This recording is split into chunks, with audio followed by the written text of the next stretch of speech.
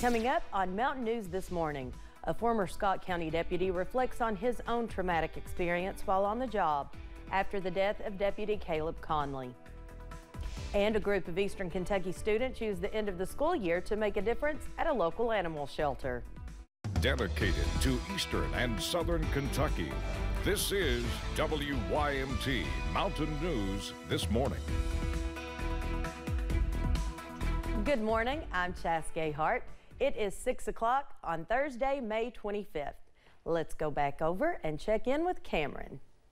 What's going on in the Weather Center? You know, not much this morning. It's been pretty quiet out there for the past 2 days, but we are watching out for some changes by Memorial Day weekend as more showers are going to be possible. But not this morning, though. As you wake up and walk out the door, we are quiet on the radar, a clean sweep, and that will continue for the rest of your Thursday. But we are watching out for those rain chances. Only a small chance of a stray shower on Friday, but those rain chances start to increase by this weekend as more showers are going to be possible. Those temperatures this morning are comfortable. Upper 40s and upper 50s, 57 for Jackson, 56 in Pikeville, down to 46 right now for Jonesville and 48 over in Williamsburg. But we are tracking a warm up by next week. And y'all, some people could be close to 90 by this time next week. All those details coming up in just a few minutes. Chas? Thanks, Cameron. The death of Scott County Deputy Caleb Conley continues to be felt in the Commonwealth, especially in the community he served. Jamie Morales is a former deputy of the department. He was shot by friendly fire in the line of duty in 2018. He is now paralyzed. He talked with Grayson Passmore and says unfortunately Monday night's tragedy is all too familiar. Kept telling everybody that I felt like there was an elephant standing in my chest all day. A former Scott County Sheriff's deputy himself. It's not a good feeling when somebody that does what you did, you know, gets killed. Jamie Morales has been grappling with the news of Deputy Caleb Conley's killing since he first heard what happened Monday evening. A horrible event all too familiar for Morales.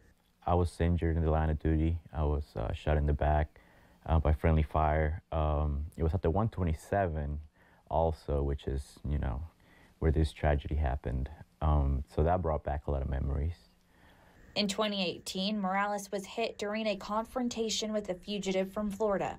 The injury left Morales paralyzed. Years later, and Morales is continuing to recover both mentally and physically, but Deputy Conley's death has been hard to process. Another huge fear we had was the guy was on the loose, you know, so I felt useless. I felt powerless because I wanted to, you know, come out here and look for him and help my brothers, you know, find him. At a time when life feels its heaviest, Morales says people surprise you. Like the hundreds who lined streets to send a veteran and deputy home one final time. Not everything is bad. We have a lot of good in us also, and that's when we see it come out during tragedies. That's when you see what a community can truly do when they come together. That was Grayson Passmore reporting. Morales says he has his support system to thank as they help him get through his own recovery. And he knows loved ones of Deputy Conley will need time to grieve and their own support groups to lean on right now. Well, Stephen Shang, with the man charged with murder in the death of Deputy Conley, was arraigned in Fayette District Court, facing several charges, including assault, robbery, and burglary. It stems from a violent crime spree that happened Monday night after police say he shot and killed Deputy Conley. A judge entered a not guilty plea on behalf of him. He is on a judicial hold pending charges out of Scott County, which are expected to be presented to a grand jury. Former U.S. Attorney and current Kentucky Republican candidate for Attorney General Russell Coleman says the suspect had to be revived at the scene of his arrest on Monday evening. When they took him into custody, Bill, he was overdosing. They saved his life. They applied Narcan and saved his life. That's the caliber of the men and women we have out there in law enforcement. Shang is due back in Fayette County Court on June 2nd. We now know when Deputy Conley will be laid to rest. Family and friends will say their final goodbyes next week on Thursday, June 1st. His funeral will be at Scott County High School at 11 o'clock. A visitation will be held the day before from 4 p.m. to 9, also at the high school. He will be buried in Cynthiana over in Harrison County. The Scott County Sheriff's Office is inviting everyone to attend a candlelight vigil for Deputy Conley. It will be tonight at 8. People will gather at the square near City Hall to honor the life and service of Deputy Conley. Because of that service, Main Street at North Hamilton will be shut down.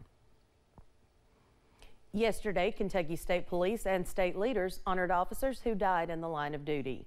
The memorial service honored 37 fallen troopers, officers, highway patrolmen, and 1 K-9 unit. The annual memorial service is held every spring at the KSP Training Academy in Frankfort. It was not only a time to honor those who've given the ultimate sacrifice, but to also recognize the family and friends those officers left behind. Lieutenant Governor Jacqueline Coleman spoke at the event.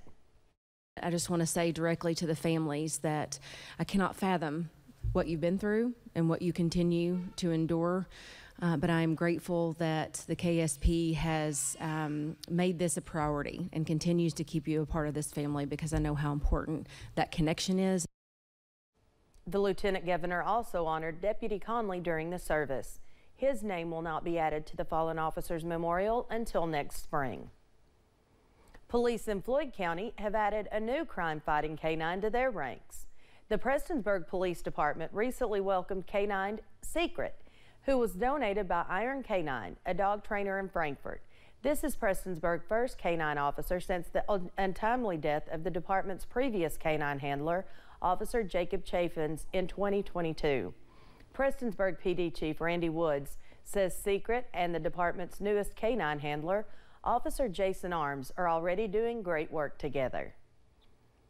She's got a job and she does it well, and we've used her.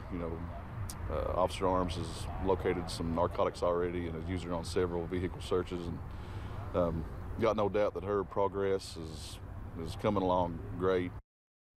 K-9 Secret has already been actively working for police departments for just 1 month now, but Officer Arms says the bond between him and his new partner is growing stronger each day. For most high school students, as summer break approaches, it means final exams and final projects.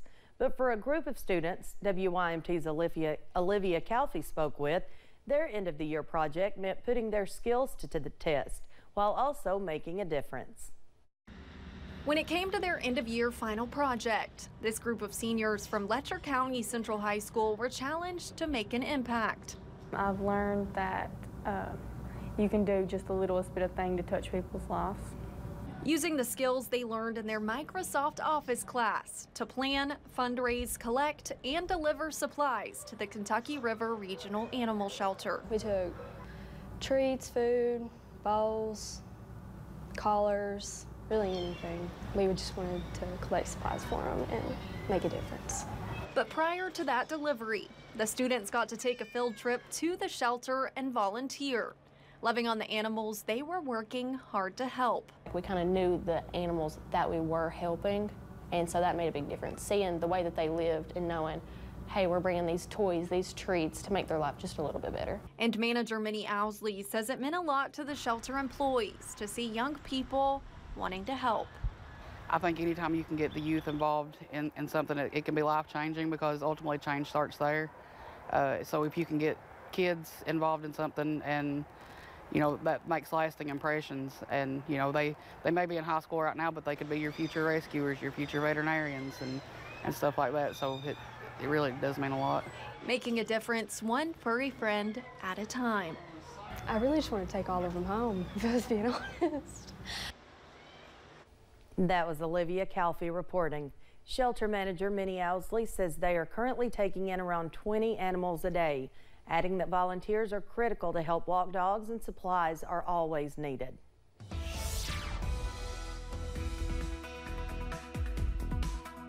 Another nice day is on tap across the mountains for your Thursday. As you wake up and walk out the door, we are dry under a clear sky this morning. As you can see from the London Corbin Airport, got current temperature 57 degrees, so we are comfortable as you wake up as well. Up on radar, we are dry, a clean sweep, and that will continue into this afternoon as well. We do stay dry under a sunny sky.